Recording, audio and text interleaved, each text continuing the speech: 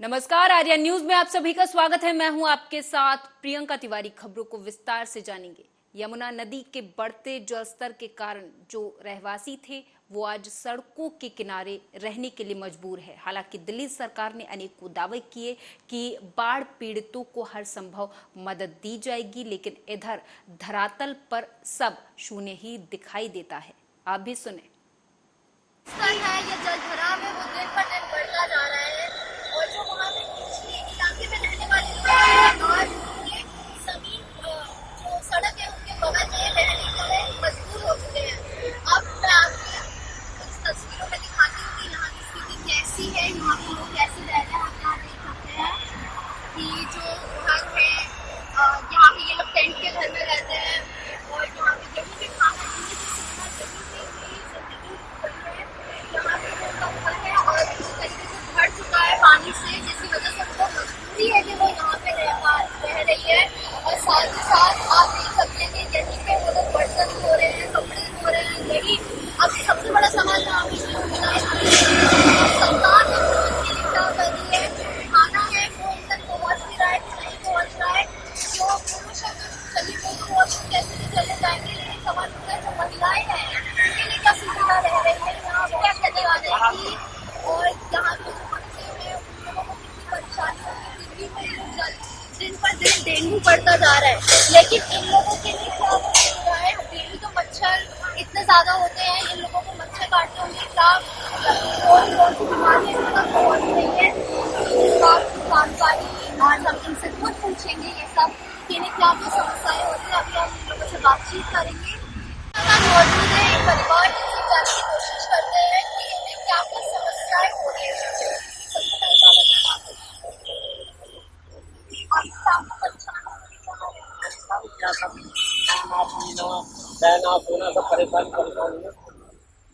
और जैसे बारिश का मौसम चल रहा है तो डेली बारिश होती है तो उसमें क्या करते हैं, बैठे रहते हैं, देखते हैं पानी आ रहा है तो देखते हैं तो बच्चों को संभालते हैं, बच्चों की सारी किताब होते हैं। मतलब आपको बच्चों को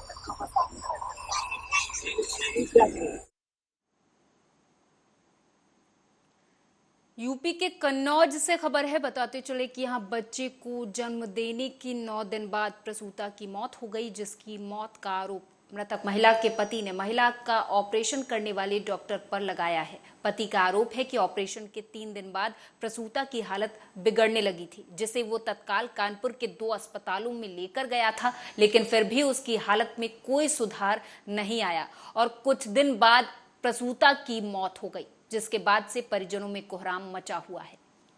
इन्हें ऑपरेशन कर लो, तीसरे दिन इसकी तबीयत बिगड़ गई। जो चेकअप करे पुलिस ने रिपोर्ट नहीं हम लोगों ने दिखाई और इसने ऑपरेशन कर दिया। इसका ऑपरेशन कर कोई कमी नहीं है, मतलब और चेकअप वेकअप कुछ नहीं दिखाए। तीसरे दिन पागल हो गई, बाथरूम बंद हुई। दूसरे दिन इसका पेट फूलने लगा, तीसरे दिन ये पागल हो गई, बिल्कुल खाने लगी। खान फिर कानपुर वाले डॉक्टर से बात कर कानपुर डॉक्टर गुलगा में कमी है। अच्छा, कितने समय पहले शादी हुई थी? 5 साल हुई है साहब। कोई बच्चे हैं महिला के?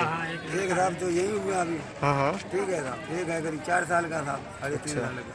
और जो अभी बच्चा हुआ है वो स्वस्थ है? हाँ सही है साहब। तो आगे क्या मैटर हुआ जो यहाँ पर आया, ऑपरेशन हुआ, क्या हुआ साहब जी? हमने साहब जब पूछी हमने रिपोर्ट साहब भिजवाई थी, यहाँ भिजवाई थी। हाँ। आप तैयारी कर ली। हाँ। तो हमने फिर डॉक्टर साहब आएंगे, अभी बोले फड़काबाद आएंगे। तो हमने ठीक है साहब, डॉक्टर साहब आएंगे। हमने आ गई साहब, ये बताओ साहब जो रिपोर्ट भेजी थी उसकी जांच हो गई कि नहीं साहब, सही है? तो बोले हाँ साहब सही है साहब। औरैया के अजीतमल कोतवाली क्षेत्र के आजाद नगर गढ़िया निवासी युवक न्याय पाने के लिए दर दर की ठोकरें खाने को मजबूर है। पीड़ित का आरोप है कि पुलिस के द्वारा उचित कार्रवाई नहीं की जा रही है। बता दें कि पीड़ित ने आरोप लगाते हुए कहा कि दबंग लगातार उसे और उसके परिवार को जान से मारने की धमकी भी दे रहे हैं।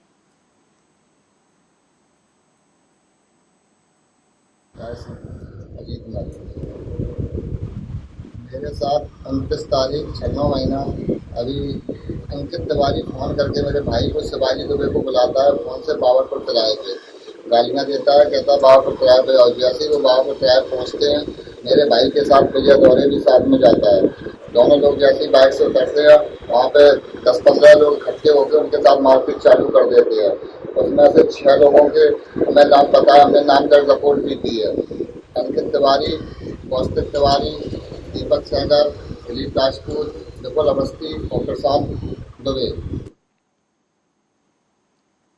रायबरेली में नसीराबाद थाना क्षेत्र में हो रहे ईसाई धर्म प्रचार और धर्म परिवर्तन के कार्यक्रम का वीडियो इन दिनों सोशल मीडिया पर काफी तेजी से वायरल हो रहा। नसीराबाद के रहने वाले परिवार ने अपने मोहल्ले की कुछ महिलाओं को, बहन बेटियों को इकट्ठा करके अपने प्रार्थना में संगति कराने लगे और फिर जब कुछ लोगों को समझ आया कि ये धर्म परिवर्तन के रास्ते पर हमको लेकर जा रहे हैं तो लोगों ने इसका विरोध किया, जिसका वीडियो बनाकर किसी ने सोशल मीडिया पर वायरल कर दिया।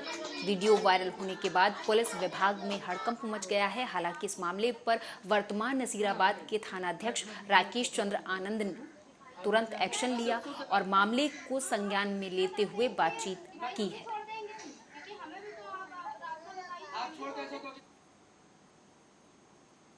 उधर रायबरेली के लालगंज कोतवाली क्षेत्र के अंतर्गत जगतपुर रामगढ़ी गांव में जमीनी विवाद के चलते खेत में बांस गाड़ने को लेकर दो पक्षों के बीच खूनी संघर्ष हो गया, जिससे दोनों पक्षों के 5 लोग इस खूनी संघर्ष में घायल हो गए हैं, जहां 3 की हालत बेहद गंभीर बनी हुई है, जिसे देखते हुए उन्हें जिला अस्पताल रायबरेली के लिए रेफर कर दिया गया है।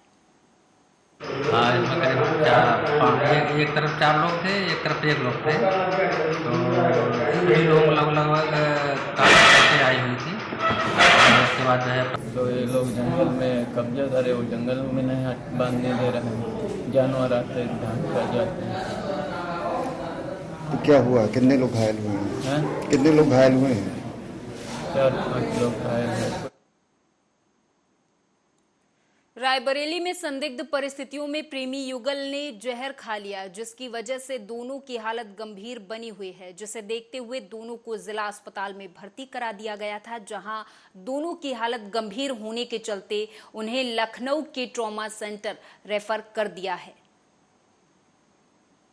पेशेंट नसीराबाद से आए हैं, एक पेशेंट संजू है और एक पेशेंट राकेश है। दोनों पॉइजनिंग के केस में आए हुए हैं। क्या स्थिति है सर? दोनों की स्थिति गंभीर है, दोनों को भर्ती करके इलाज स्टार्ट कर दिया गया है और आगे जाने की भी सलाह दी गई है। रायबरेली के सरेनी थाना क्षेत्र के बेनी माधवगंज के पास एक बाइक सवार अनियंत्रित होकर गिर गया, जिससे बाइक सवार युवकों को गंभीर चोटें आई। दरअसल तेज रफ्तार बाइक सवार अनियंत्रित होकर सड़क के किनारे गिर पड़े, जिससे वो गंभीर रूप से घायल हो गए हैं। वहीं सूचना पाकर मौके पर पहुंची पुलिस ने घायलों को नजदीकी स्वास्थ्य केंद्र पहुंचा दिया, जहां पर डॉक्टरों ने दोनों की हालत को गंभीर देखते हुए रायबरेली जिला अस्पताल रेफर कर दिया है।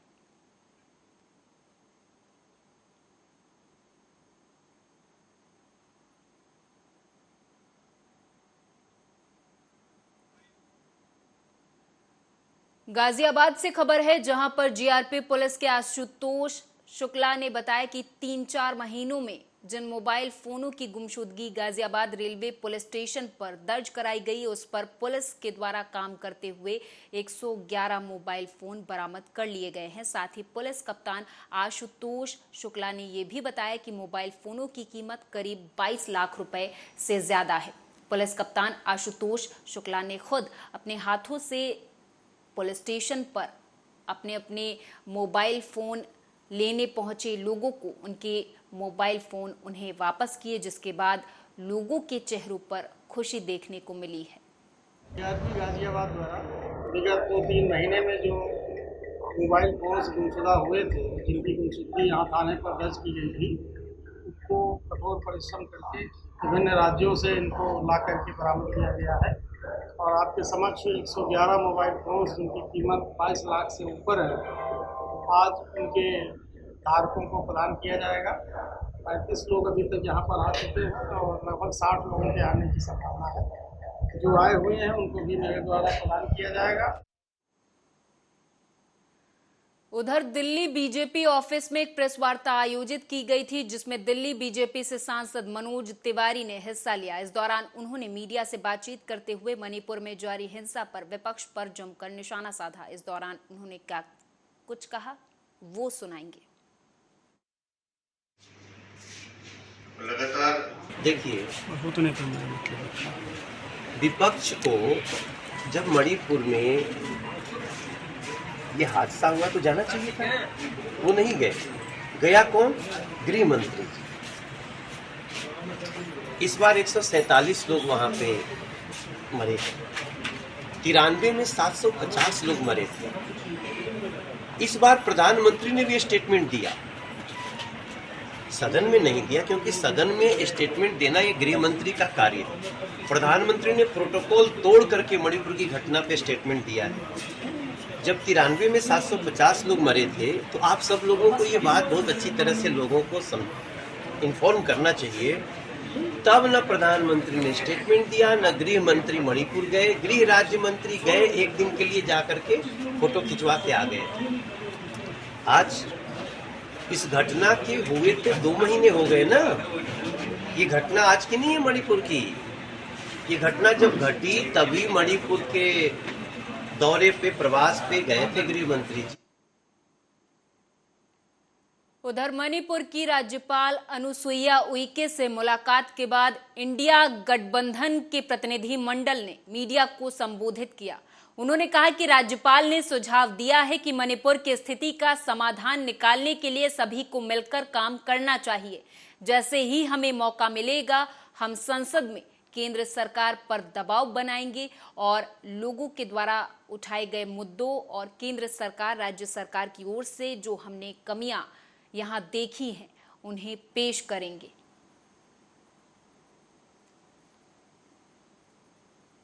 क्योंकि सरकार की तरफ से कोई ठोस कदम नहीं उठाए जा रहे हैं, चाहे वो राज्य की सरकार हो, चाहे केंद्र की सरकार हो। बड़े ताजुब की बात है, बड़े बड़े बात तो दिल्ली में कहे जाते हैं, देश की बाहर भी बड़े बड़े बात कहे जाते हैं। हम लोग क्या करें? लगता तो है जब सारे मणिपुर जल रहे हैं तो हमारे देश की प्रधानमंत्री बंसुरी बजा रहे हैं। किसी के कोई परवाह नहीं मणिपुर के बारे में। आप जानते हैं, लोगों की घर में खाना नहीं है, दवाई नहीं है, बच्चों की पढ़ाई की कोई इंतजाम नहीं है, कॉलेज स्टूडेंट कॉलेज में जाने नहीं पा रहे हैं। सारे मणिपुर में 2 गुटों के बीच जो झगड़ा चल रहे हैं, इस झगड़ा से इनको वापस लाने के लिए कोई कोशिश नहीं किए जा। पीएम स्वनिधि के लाभार्थियों से उत्तराखंड के सीएम पुष्कर सिंह धामी ने बात की। सीएम धामी ने इस दौरान कहा कि प्रधानमंत्री न केवल भारत बल्कि पूरे विश्व का नेतृत्व कर रहे हैं। आज पीएम मोदी न केवल भारत बल्कि पूरे विश्व के सबसे बड़े नेता हैं। वे अमेरिका, फ्रांस, ऑस्ट्रेलिया या फिर दुनिया के किसी भी देश में गए, जिस तरह से उनका वहां स्वागत होता है, जिस तरह से लोग उनकी तरफ आकर्षित होते हैं, ये सिर्फ प्रधानमंत्री का ही नहीं बल्कि भारत के 140 करोड़ लोगों का सम्मान है।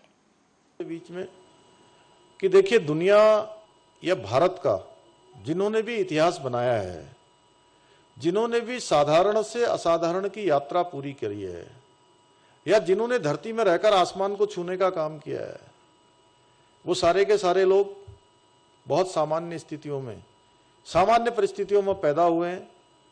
उन्होंने जीवन के अभाव को नजदीक से देखा है, उनका सामना किया है। उन अभावों से निकलकर उन्होंने दुनिया को और देश को दिशा देने का काम किया है। आज हमारे हम प्रधानमंत्री जी को देखते हैं। माननीय प्रधानमंत्री जी ने जिस प्रकार से अपने जीवन को जिया है, जिन स्थितियों में, परिस्थितियों में, जितनी कठिनाइयों में, और आज वो भारत के साथ साथ पूरी दुनिया का नेतृत्व कर रहे हैं। आज माननीय प्रधानमंत्री नरेंद्र मोदी जी केवल हिंदुस्तान के ही नहीं बल्कि दुनिया के सबसे बड़े नेता हैं। आप देख रहे होंगे, अमेरिका जाते हैं, फ्रांस जाते हैं या ऑस्ट्रेलिया जाते हैं, दुनिया के किसी देश में भी जाते हैं, तो प्रधानमंत्री जी का जिस प्रकार से आतिथ्य होता है, जिस प्रकार से उनका सत्कार होता है, जिस प्रकार से लोग वहां पर उनकी तरफ आकर्षित होते हैं। ये केवल प्रधानमंत्री जी का ही आतिथ्य और उनका ही स्वागत नहीं हो रहा है, बल्कि माननीय प्रधानमंत्री नरेंद्र मोदी जी के रूप में भारत के 140 करोड़ लोगों का आतिथ्य और सत्कार हो रहा है। आरजेडी प्रमुख लालू प्रसाद यादव ने बीजेपी पर जमकर हमला बोला। बीजेपी पर हमला बोलते हुए लालू यादव ने कहा कि बाबा साहेब अंबेडकर की विचारधारा को मानने वाली पार्टियां एक साथ आ रही। बीजेपी का सफाया तय है, आने वाले समय में हम इंडिया गठबंधन महाराष्ट्र में मिलने जा रहे हैं, जहां हम आगे की रणनीति को अंतिम रूप देंगे। बाबा साहब अम्बेडकर के विचारों को मानने वाली पार्टियां अब सब इकट्ठे हो रहे हैं। India versus Bharatiya Janata party, और भारतीय जनता पार्टी का सफाया तय है। निकट भविष्य में महाराष्ट्र में हम लोग फिर जुटने वाले हैं। उधर मणिपुर से लौटने के बाद राजद सांसद मनोज झा का बयान सामने आया। उन्होंने कहा कि हम चाहते हैं कि मणिपुर में शांति बहाल हो। हमारी एकमात्र मांग है कि दोनों समुदाय सद्भाव से रहें। मणिपुर में स्थिति खौफनाक, दर्दनाक और पीड़ादायक है। संसद में पहले ही चर्चा हो चुकी है कि सर्वदलीय प्रतिनिधिमंडल को मणिपुर का दौरा करना चाहिए। वहीं हरियाणा के रेवाड़ी से खबर है, बताते चले कि रेवाड़ी के गांव गंगायचा अहीर में 3 दिवसीय जनसंवाद दौरे के आखिरी दिन मुख्यमंत्री मनोहर लाल ने लोगों की हर छोटी बड़ी समस्या न केवल सुनी, बल्कि मौके पर उपस्थित संबंधित विभाग के अधिकारियों को जल्द ही इन समस्याओं के निस्तारण के निर्देश भी दिए। इस मौके पर मुख्यमंत्री ने आयोजित प्रदर्शनी का अवलोकन भी किया। इस दौरान अवलोकन कर दिव्यांग जनों को ट्राईसाइकिल वितरित किए, जिसके बाद मुख्यमंत्री का पगड़ी पहनाकर उनका सम्मान भी किया गया। अब हमने अपने आप बाणी शुरू कर दी है। 60 साल का हुआ नहीं, उसके घर में आदमी पहुंच जाएगा और वो साइन करा के ले आएगा। महीने 2 महीने बाद आपके खाते में अपने आप पेंशन शुरू हो जाएगी और सीधी खाते में आएगी, जो कभी आती नहीं थी। पहले तो लोगों के पास पहुंचती थी, किसी को बांटने के लिए दे देते थे, जितनी बट गई नहीं बटी जेब में। अब बैंक में जाएगा, अब आदमी है तो उसको मिल जाएगा, आदमी नहीं है तो उसको नहीं मिलेगी। आपके गांव में 418 लोगों को पेंशन मिल रही है अभी, और नई पेंशन जो अपने आप बनी है वो भी 5-6 लोगों की बनी है। उनके मैं नाम बता रहा हूं, यहाँ कोई हो तो। Ashok son of Dayaram, Krishna daughter of Bhim Singh, Shakuntala Devi daughter of Virendra Singh, Savitri daughter of Ram Kumar, Santosh Devi daughter of Mahendra Singh. और इस बुलेटिन में मेरे साथ बस इतना ही। आप देखते रहें आर्या न्यूज।